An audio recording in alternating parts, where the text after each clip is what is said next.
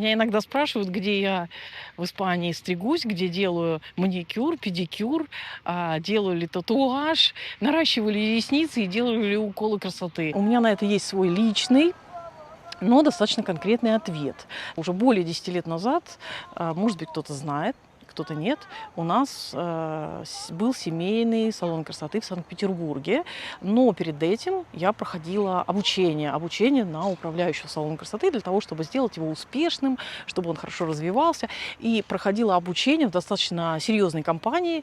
И вот что самое ценное, то есть курс у нас был достаточно насыщенный, и преподавал в том числе и врач. И вот что самое ценное, это то, что вот этот врач, он много интересного рассказывал о технологии самих процедур. То есть не только о том, как организовать. То есть у нас программа была такая, там нужно было много тем охватить. И несколько месяцев мы учились, мы сдавали экзамен, мы как бы писали какие-то работы свои по организации салона красоты, по развитию в том числе. Вот, естественно, много тем было охвачено нами. От того, какую концепцию выбрать, какой салон красоты, от создания бизнес-плана, от того, какие услуги предлагать своим клиентам, от психологии, то есть мы изучали психологию клиентов, какие бывают клиенты, как работать с капризными клиентами, с постоянными клиентами, как мотивировать персонал и что, собственно, какие продукты выбрать, какие процедуры выбрать. Нам рассказывали как раз-таки очень много интересного, в том числе какие-то медицинские подробности, как та или иная процедура влияет на организм человека. То есть, естественно, если какие-то наращивания, какие-то татуажи, это краски, наращивание ресниц, это клей и так далее. То есть такие материалы, которые могут вызывать аллергические реакции, какие-то конкретные индивидуальные реакции у человека. И в том числе вот эти уколы красоты также могут вызывать разные побочные эффекты.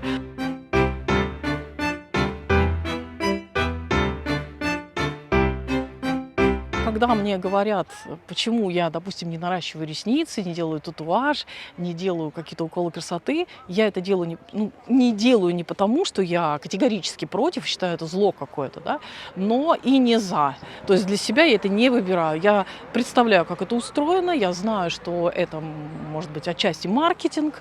Я даже до этого я училась в университете и занималась как раз-таки рекламой, и знаю, что вначале нужно проблему создать, убедить, что у вас есть целлюлит, например, потом продать самый дорогой крем, а лучше какую-то процедуру.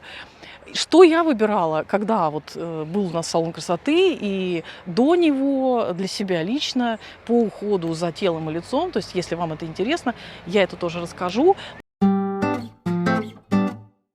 Я выбираю какие-то естественные для себя вещи, которые можно всегда исправить, подправить. То есть это визаж, например.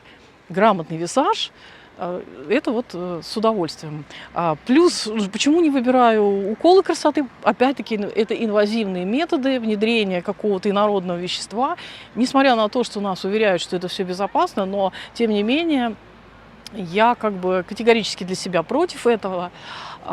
При этом не убеждаю других это не делать, это каждый должен выбирать сам. Но опять, это я говорю о себе, о своем личном выборе, что когда мне задают этот вопрос, я говорю, нет, нет, нет. Во-первых, я не сторонник этих методов, я потом расскажу, сторонник чего я и как я для себя это решила. Я это не сторонник этих методов, я их не использую, не приемлю, потому что считаю, что все-таки это не заложено природой, а это уже маркетинговый ход скорее. Там акриловые лаки, шелаки, гель-лаки, прочие разновидности, которые сейчас там наращивают ногти. Может быть, я уже что-то не знаю, мы уже давно не имели салон красоты, мы его продали в свое время.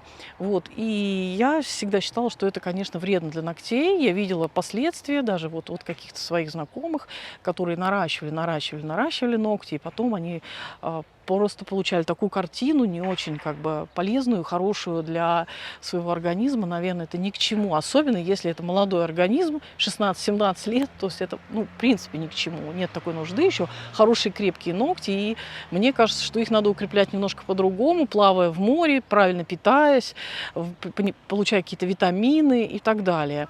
То есть вот это вот для меня лично Потому что, ну, просто вот мы не только же ведь изучили, вот, то есть на курсах я не только же изучила, как управлять салоном красоты, как работать с капризными клиентами, как считать, вести программу, там, планировать рентабельность, денежную прибыль, окупаемость и так далее, как развивать салон красоты, как сделать его успешным, как выйти вот на этот рынок успешности. А мы же еще все-таки немножко изучали и сам процесс каждой процедуры, и очень часто что-то испытывали на себе.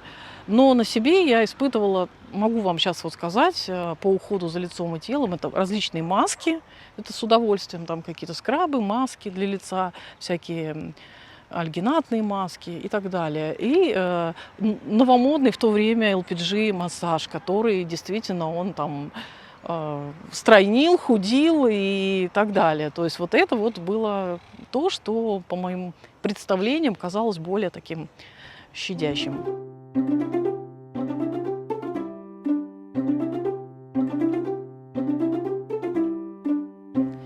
Что в Испании по этому поводу вы скажете? Ну, многие мои какие-то знакомые выбирают для себя здесь салон красоты, то есть они красятся, естественно, там стригутся, я не знаю, делают какие-то завивки, что-то наращивают. Наверное, можно найти своего специалиста, здесь много салонов, много парикмахерских, много всего, но надо обращать внимание на санитарию, чтобы это все соответствовало каким-то нормам, стандартам и так далее, прежде всего для здоровья человека.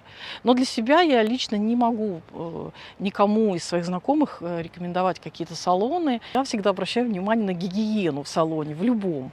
Где лежат инструменты, как они там используются, что после... Вот сижу, допустим, я в очереди, предыдущий клиент ушел, куда одевают эти ножницы, расчески, как обрабатываются поверхности. Потому что мы в своем салоне уделяли огромное внимание именно вот гигиене, санитарии, соблюдению всех норм.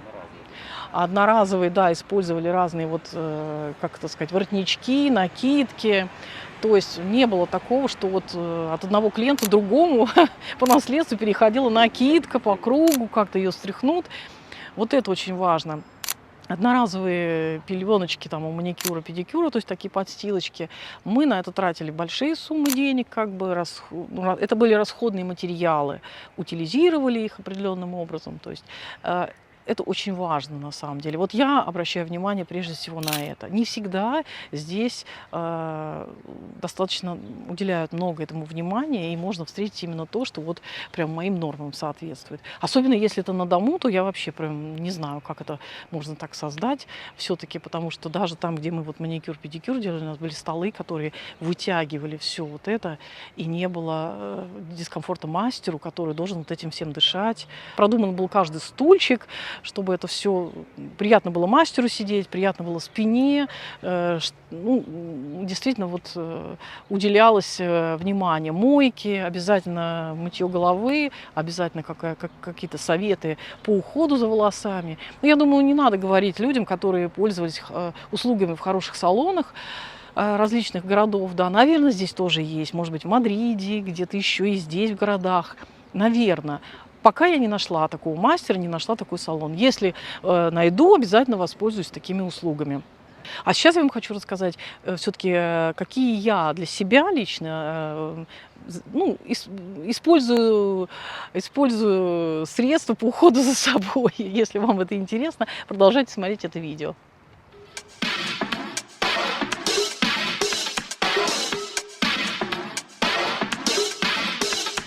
Ну, а теперь что выбираю я? Собственно, если мне задают такой вопрос, я отвечаю на него. Что я выбираю? Ну, я уже вам сказала, что я за как бы здоровый образ жизни, то есть я не сторонник вот этих новомодных всех процедур, знаю, что это отчасти маркетинг. Маникюр и педикюр я делаю сама себе, потому что, в принципе, я знаю весь процесс и какое средство мне выбрать, и стараюсь всегда выбирать то, что менее вредно для здоровья, то есть существует различная косметика эко, всякие крема, лосьоны, уходы, лаки, более легкие и так далее. Плюс для своего как бы организма, для, наверное, поддержки своей молодости, можно так сказать, или там бодрости, я считаю, что для себя я выбираю море, плавание, легкие виды спорта, которые мне доставляют удовольствие. Это ассерсендеризма, то есть походы в горы, и именно дышать свежим воздухом, минимум стараться стрессовать, нормально высыпаться по возможности, когда есть сон хороший, то есть стремиться к этому, правильно питаться, не переедать, есть меньше жирного, сладкого, там, шоколада, того всего, да, мяса. То есть средиземноморская диета, плавание, ходьба каждый день, средиземноморская диета, легкие виды спорта, хорошее настроение, хороший сон, минимизировать нахождение на солнышке, а если мы находимся на солнышке, то как-то прикрываться, наверное, я для себя говорю, прикрывать волосы шляпками, там, бейсболками. О, молодец, Алексей, минимизировать общение с токсичными людьми. Я, в принципе, это выбрала, и все токсичные люди, я просто стараюсь с ними не общаться. Не можете, как бы нормально, не надо. Есть полно хороших, добропорядочных, веселых, позитивных людей. Поэтому это тоже очень большой пунктик. Вот это действительно делает нас счастливее, лицо здоровее. Ну и правильное питание. Не переедайте, не ешьте там жирного чего-то и так далее. То есть для себя я вот так решаю. Минимум какого-то вредного, больше позитивного. Это что касательно, вот, может быть, ухода за лицом. Плюс тут какая-то эко-косметика, какие-то крема, стараться натуральное что-то я стараюсь наносить и выбирать. И всегда читаю состав крема, что входит туда, в тот или иной продукт. Это занимает больше времени, но это работает.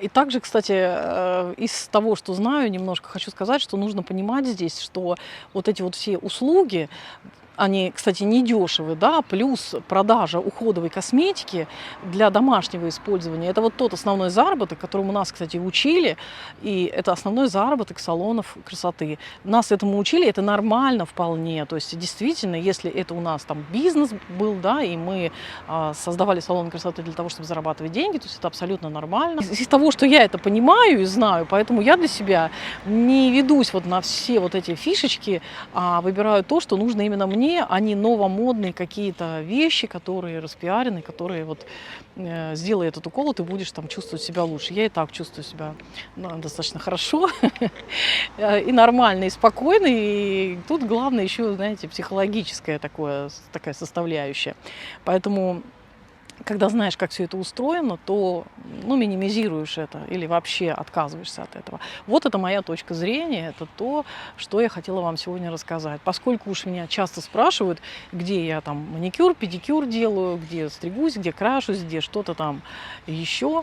Ну, вот как есть, так есть, и какая есть, такая есть. Собственно говоря, самое главное еще у человека и психологическая хорошая составляющая.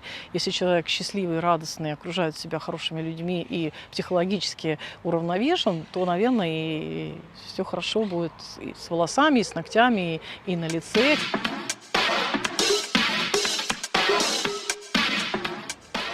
Я не говорю, что все это плохо, но лично для меня я выбрала такие методы и средства, которые минимизируют вред для организма. То есть я к своему организму отношусь честно, и поэтому стараюсь вот его не пичкать всякими вредностями. Вот мой выбор, он такой. То есть кто-то выбирает другой выбор, и я думаю, что все это осознанно. Вот я осознанно к себе отношусь так.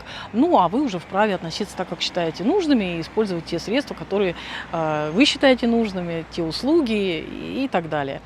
Кстати, в Испании есть еще такие места, вот как в Арчене, например, да, где есть спа-источники, и тоже это очень полезно, там, ванны с лимоном и так далее. Это тоже очень полезно, и также полезно, наверное, контрастный душ. Ну, вот для меня, да, холодная водичка, тоже очень классный, и хорошо бодрит, и тонус кожи, и цвет лица, и так далее, и так далее. То есть это мы еще в Финляндии начинали плавать в холодных бассейнах. Опять надо очень осторожно к этому относиться, чтобы не заболеть, но вот такие методы, они, конечно, наверное, немножечко работают. Вот так. Такое мое представление об этом. Ну, на этом все, наверное, дорогие друзья. Красоты, счастья, удачи, здоровья, всего самого наилучшего. Адьос, амигос. Чао-чао. Пока-пока.